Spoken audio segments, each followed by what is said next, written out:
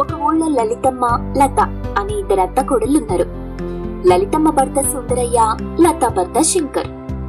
లలితమ్మ, లత ఇద్దరు పెద్ద చికెన్ పిచ్చి తిండిపోతులు. రోజు ఉదయం టిఫిన్, మధ్యాహ్నం భోజనం, సాయంత్రం స్నాక్స్, రాత్రి భోజనం, చివరికి పడుకునే ముందు కూడా చికెన్ వాసన చూడనిదే వాళ్ళకి నిద్ర పట్టేది కాదు. అత్త కోడలు ఇద్దరు పోటీలు పడి మరీ చికెన్ లాగిస్తూ ఉంటారు. సుందరయ్య తన కుమారుడితో, ఓరి నాయనో, ఈ అత్త కోడళ్ళ చికెన్ పిచ్చి దెబ్బకి ఉన్న ఆస్తి మొత్తం పోయి పెద్ద బంగళాలో ఉండాల్సిన మనం చిన్న పెంకుటిలోకి వచ్చి పడ్డాం. అయినా వీళ్ళకి చీమ కుట్టినట్టు కూడా లేదురా.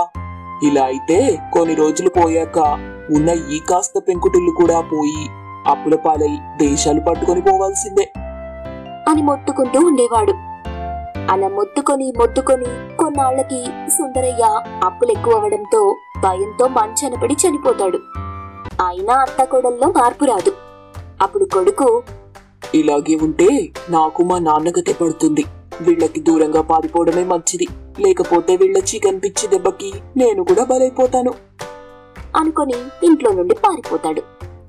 రోజుకి 6 పూటలా తిని అత్త కోడళ్ళిద్దరూ బాగా లావైపోతారు. పండగ రోజుల్లో కూడా పిండి వంటలకు బదులుగా చికెన్ వివిధ రకాలుగా వండుకొని తింటూ ఉంటారు.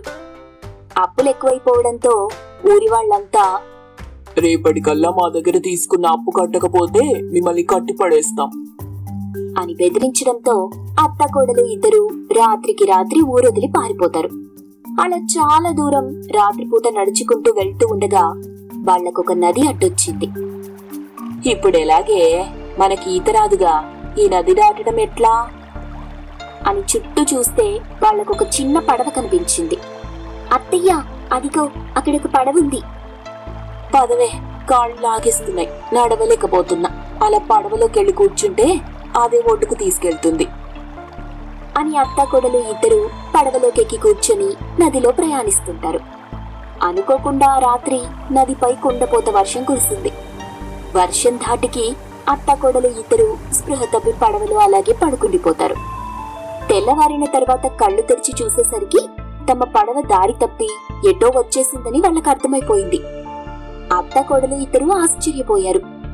ఇద్దరు పడవలో నుండి బయటకొచ్చి అక్కడే ఉన్న వ్యక్తిని, బాబు, ఈ ఊరి పేరేంటి? శాకాహార దీవి అని అతడు బదులిస్తాడు. ఇదేంటి అత్తయ్య, ఈ ఊరి పేరు చాలా వింతగా ఉంది కదా అని అనుకుంటూ ఉండగా అక్కడ వాళ్ళకి బోలెడన్ని కోళ్లు కనిపిస్తాయి. వాటిని చూసి ఆనందంతో, దారి తప్పితే తప్పాం గాని సరైన చోటుకొచ్చి పడ్డామే, తాంతే బూరల బుట్టలో పడ్డట్టుంది. ఒకసారి ఇక్కడున్న కోళ్లు చూడు. ఈ ఊరి వాళ్ళు మనలాగే చికెన్ పిచ్చోళ్ళు అనుకుంటాను. మనకిక చికెన్ కోసం ఏ ఢోకా లేదే. కడుపు నిండుగా కావలసినంత చికెన్ హాయిగా తినొచ్చు. అత్తయ్య, బాగా ఆకలేస్తుంది, పదండి, నా మెడలో ఉన్న ఈ బంగారు గొలుసు అమ్మేసి వెళ్ళి చికెన్ కొనుక్కొని తిందాం అని అత్త కోడలు ఇద్దరు ఆ ఊళ్ళోని ఒక షాప్ దగ్గరికి వెళ్లి, బాబు, 1 కేజీ కోడి మాంసం ఇవ్వు. షాప్ యజమాని వాళ్ళని ఆశ్చర్యంగా చూసి, ఏంటి, కోడి మాంసమా? ఎందుకు? ఎందుకేంటయ్యా, తినడానికి. ఏమిటి, కోళ్లను తింటారా? అలాంటివి ఇక్కడ అమ్మరు. అతని మాటలకి అత్త కోడలు ఆశ్చర్యపోయి ఒకరి ముఖమొకరు చూసుకున్నారు. వేరే షాప్ కి వెళ్లి అడిగారు. అక్కడ కూడా అలాగే చెప్పడంతో, ఏంటత్తయ్యా, ఈ ఊరి వాళ్ళు విచిత్రంగా ఉన్నారు, మాంసం తెలియదంటారేంటి అత్త ఆ షాప్ అన్న అడుగుతుంది. మరి ఊరి నిండా కోళ్లున్నాయిగా, అవి తినడానికి కాదా? లేదు లేదు, తినడానికి కాదు, అవి ఎవరివి కావు. అన్ని జంతువుల్లాగే అవి కూడా పెరుగుతున్నాయి అంతే. అసలు మాంసం అంటే ఇక్కడ వాళ్ళెవరికి తెలీదు. మరి మీరేం తింటారయ్యా? పప్పు, ఆకుకూరలు, దుంపలు, కాయగూరలు, ఇలా అన్ని రకాల కూరగాయలు ఇక్కడ ఆహారంగా తీసుకుంటాం. అత్తయ్య, అందుకేనేమో ఈ ఊరి పేరు శాకాహార దీవి. ఇప్పుడు ఎలాగే చికెన్ తినాలని నోరొకటే లాగేస్తుంది. అత్తయ్య, ఆ కోళ్లు ఎవరివి కావు కదా, అలాంటప్పుడు మనమే వాటిని హాయిగా కాల్చుకొని రోజుకొకటి చొప్పున తిందాం, ఎవరికి డబ్బు కూడా ఇచ్చే పనుండదు అని ఊళ్ళోని వాళ్ళని ఉప్పు, కారం, పసుపు, అల్లం వెల్లుల్లిపాయ అడిగి తీసుకుని మసాలా తయారు చేసుకుని ఆ మసాలాని కోడికి పట్టించి కోడిని మంటపై కాల్చుకుని చికెన్ తందూరి చేసుకుని తింటూ ఉంటారు. అది చూసిన ఊరి వాళ్ళు ఆశ్చర్యపోతారు. ఒకరోజు అత్త కోడలికి ఒక ఐడియా వస్తుంది. అత్తయ్య, మనకెటూ ఈ కోళ్లు ఫ్రీగానే దొరుకుతున్నాయి కాబట్టి ఈ ఊరి వాళ్ళకి చికెన్ రుచి తెలియదు కదా. వీళ్ళకి ఈ చికెన్ రుచి చూపించి దాన్ని మనం వ్యాపారంగా మార్చుకుంటే డబ్బు కూడా సంపాదించొచ్చు కదా. అవునే, నీ ఉపాయం బాగానే ఉంది. ఒక్క దెబ్బకి 2 పిట్టలు. కోళ్లు ఫ్రీగా దొరుకుతాయి, వాటితో డబ్బు సంపాదించుకోవచ్చు. రోజు కోరినంత చికెన్ తినొచ్చు అని నెమ్మదిగా ఊరి వాళ్ళకి చికెన్ రుచి తెలిసేలా చేస్తారు. దాని రుచి చూసిన ఆ ఊరి వాళ్ళు అత్త కోడలి వలలో పడిపోతారు. వాళ్ళకి ఆ తందూరి చికెన్ రుచి బాగా నచ్చింది.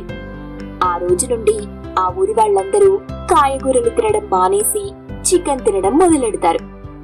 అత్త కోడలు వాళ్ళు ఊహించినట్టుగానే చికెన్ తందూరి వ్యాపారం బాగా సక్సెస్ అవుతుంది. కొద్ది రోజుల్లోనే చాలా డబ్బు సంపాదిస్తారు. పెద్ద ధనవంతులైపోతారు. ఒకరోజు ఒక బిచ్చగాడు వాళ్ళ ఇంటికి అడుక్కోవడానికి వస్తాడు. అతన్ని చూసి అత్త కోడలు ఇద్దరూ ఆశ్చర్యపోతారు. అతను కూడా ఆశ్చర్యపోతాడు. అతను మరెవరో కాదు, లలితమ్మ కొడుకు, లతకి భర్త. నన్ను వదలకుండా మీరిక్కడికి కూడా వచ్చేసారా అని అక్కడి నుండి పారిపోబోతుండగా, ఒక్క నిమిషం ఆగండి, ఇక మీరెక్కడికి పారిపోవాల్సిన అవసరమే లేదు. ఇప్పుడు మన దగ్గర బోలెడంత డబ్బు ఉంది అని విషయం మొత్తం వివరిస్తారు. ఓహో, అసలు విషయం ఇదన్నమాట. ఎప్పుడు శాకాహారమే తినే ఈ ఊరి వాళ్ళని చికెన్ పిచ్చోళ్లుగా తయారు చేసింది మీరేనా? సర్లే, జరిగిందేదో జరిగిపోయింది అని ఆ రోజు నుండి చికెన్ తందూరి వ్యాపారంలో వాళ్ళకి సాయం చేస్తూ ముగ్గురు కలిసి హాయిగా జీవిస్తుంటారు.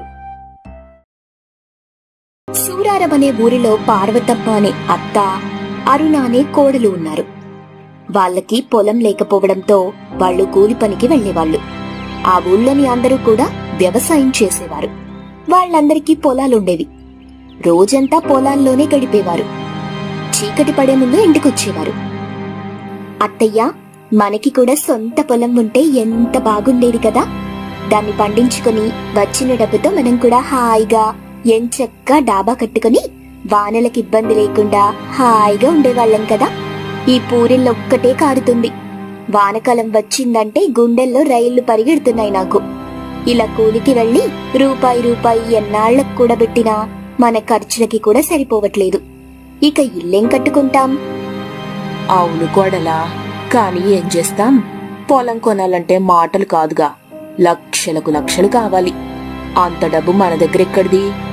మనకి జీవితాంతం కూలికి వెళ్లే తలరాతే రాసినట్టున్నాడా దేవుడు. మన బతుకులు బాగుపడినట్టు కలలు కనడం తప్ప చేసేదేం లేదు. అవి నెరవేర్చుకోవడానికి అవకాశం కూడా లేదులే. ఇక పడుకో, ఇప్పటికే బాగా పొద్దుపోయింది. పొద్దున్నే కూలికెళ్ళాలి అని అత్త కోడలు ఇద్దరూ నిద్రపోతారు. మర్నాడు కూలికి వెళ్తారు. ఆ రోజు పని ఎక్కువగా ఉండడంతో ఒళ్ళు హూనమయ్యేలా పొలంలో చీకటి పడే వరకు ఉండాల్సి వస్తుంది. ఇంటికి తిరిగొస్తూ, అత్తయ్య, ఈ రోజు ఒళ్ళు పులిసిపోయింది. నోటికి రుచిగా ఏదైనా తినాలనిపిస్తుంది. ఏదైనా చేసి పెడతారా? అలాగే లేవే, నీకిష్టమైన బూందీ లడ్డూలు చేసి పెడతాన్లే. ఆ మాట వినగానే అరుణ ఎగిరి గంతేసింది. అబ్బా, బూందీ లడ్డులా? అవి తినకెన్నాళ్ళైందో అత్తయ్య. తలచుకుంటేనే నోట్లో నీళ్లూరుతున్నాయి నాకు అని ఇంటికి వెళ్తూ లడ్డులు తయారు చేయడానికి కావలసిన పిండి కొనుక్కొని వెళ్తారు. పార్వతమ్మ కష్టపడి కోడలి కోసం రుచికరమైన బూందీ లడ్డులు తయారు చేస్తుంది. అరుణ లొట్టలేసుకుంటూ రాత్రంతా కూర్చొని లడ్డూలు తింటూ ఉంది. మర్నాడు కొన్ని లడ్డూలు పొలానికి తీసుకెళ్లి అక్కడ వాళ్ళకి కూడా పెడతారు. వాళ్లు కూడా లడ్డూలు ఎంతో రుచిగా ఉండడంతో లొట్టలేసుకుంటూ తింటారు. అయితే ఆ ఊరి వాళ్లకి పార్వతమ్మ లడ్డూల గురించి బాగా తెలుసు. ఆ ఊరిలో పార్వతమ్మ తయారు చేసినంత రుచిగా లడ్డూలు మరెవరూ తయారు చేయలేరన్నది వాస్తవం. పండగొచ్చిందంటే ఊరి వాళ్ళెవరూ పొలానికి వెళ్లేవాళ్లు కాదు. ప్రతి ఇంట్లో గుమగుమలాడే పిండి వంటల వాసనొచ్చేది. ప్రతి పండక్కి ఊరి వాళ్లంతా పార్వతమ్మ దగ్గరికొచ్చి లడ్డూలు చేయించుకుని వెళ్లేవాళ్లు. పండగొచ్చిందంటే చాలు పార్వతమ్మకి ఒకటే చాకిరి. పార్వతమ్మ మంచి మనిషి కావడంతో ఎవర్నీ కాదనకుండా ఊరి వాళ్లందరికీ రాత్రంతా మెలకువతో ఉండి మరీ కష్టపడి లడ్డూలు చేసి ఇచ్చేది. వాటిని ఊరి వాళ్ళు హాయిగా తినేవాళ్లు. ఆ ఏడు కూడా దసరా పండుగ రావడంతో ఊరి వాళ్ళందరూ లడ్డూ తయారు చేయించుకోవడం కోసం పార్వతమ్మ దగ్గరికి వస్తారు. అది చూసిన కోడలు అత్తగారితో, అత్తయ్య, మనూరి వాళ్ళు స్వార్థపరులు, అవకాశవాదులు. అవసరం ఉంటే ఒకలా, అవసరం లేకపోతే మరొకలా ప్రవర్తిస్తారు. మనం ఎంతో ఇబ్బంది పడుతున్నామని తెలిసి కూడా మనకి సాయం చేయడానికి ఒక్కరు కూడా ముందుకు రాలేదు. ఇల్లు కట్టుకోవడానికి డబ్బు కోసం మీరెంతమందిని అప్పడిగారు? మర్చిపోయారా? ఎవరైనా మనకు సాయం చేశారా? కానీ ఇప్పుడు వాళ్ళ అవసరం కాబట్టి హొయ్యలు పోతూ పొగడ్తలతో నిన్ను మభ్యపెడుతున్నారు. నిజంగా వాళ్ల మనస్సులో నీ మీద ఎటువంటి ప్రేమ, గౌరవం లేదు. అంతా నాటకం. రాత్రంతా నువ్వు కష్టపడి వాళ్ల కోసం లడ్డూలు తయారు చేసి పెడితే కనీసం ఆ కృతజ్ఞతతో కూడా నీకు ఒక్క లడ్డు కూడా ఇవ్వరు. ఇలాంటి వాళ్ళకి ఊరికే నువ్వెందుకు లడ్డూలు తయారు చేసిస్తావు? అయితే ఇప్పుడు ఏమంటావే? మనం దీన్ని వ్యాపారంగా ఎందుకు చేసుకోకూడదు? కొన్నూర్లలో డబ్బులు తీసుకుని పిండి వంటలు తయారు చేసేవాళ్లు ప్రత్యేకంగా ఉంటారు తెలుసా? మనం కూడా అలా ఎందుకు చేయకూడదు? మన దగ్గర డబ్బులిచ్చేవారు చేయించుకుంటారే. అత్తయ్య, నీ చేతి లడ్డూల రుచి గురించి ఊరి వాళ్ళందరికీ తెలుసు. ఖచ్చితంగా ఎంత డబ్బు పెట్టైనా సరే చేయించుకుంటారు. ఆ విధంగా మనకి కూడా డబ్బు సంపాదించుకునే అవకాశం ఉంటుంది. అలా కొద్ది రోజులు కష్టపడితే మనం కూడా మంచి ఇల్లు కట్టుకోవచ్చు. కోడలు చెప్పిన ఉపాయం పార్వతమ్మకి కూడా మంచిగానే అనిపించింది.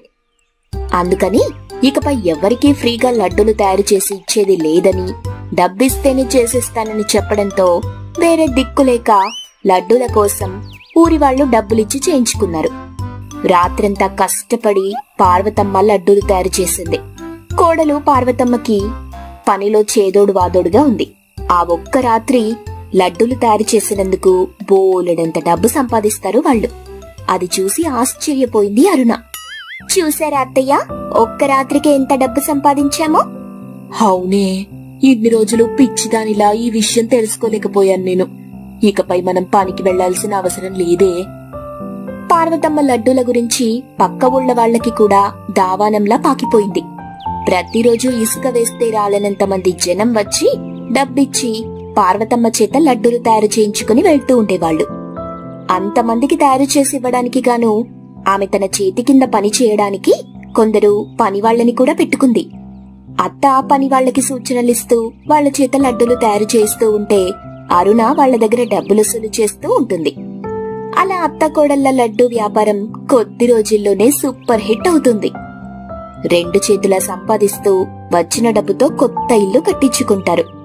అత్తయ్య, ఇన్నాళ్ళు మనకి పొలం లేదని ఎంత బాధపడ్డాం కదా, ఇక నుండి ఆ బాధ లేకుండా ఈ డబ్బుతో మనం పొలం కొనుక్కుందాం అని మిగిలిన డబ్బుతో అదే ఊర్లో అందరికంటే ఎక్కువ పొలం కొనుక్కుంటారు. అది చూసి ఊరి వాళ్ళందరూ కుళ్ళుకుంటారు. ఒకప్పుడు తినడానికి లేని పేదవాళ్లం ఇప్పుడు లక్షాధికారులమని అత్తాకోడళ్ళు ఇద్దరూ ఒకరినొకరు చూసుకుని మురిసిపోతారు.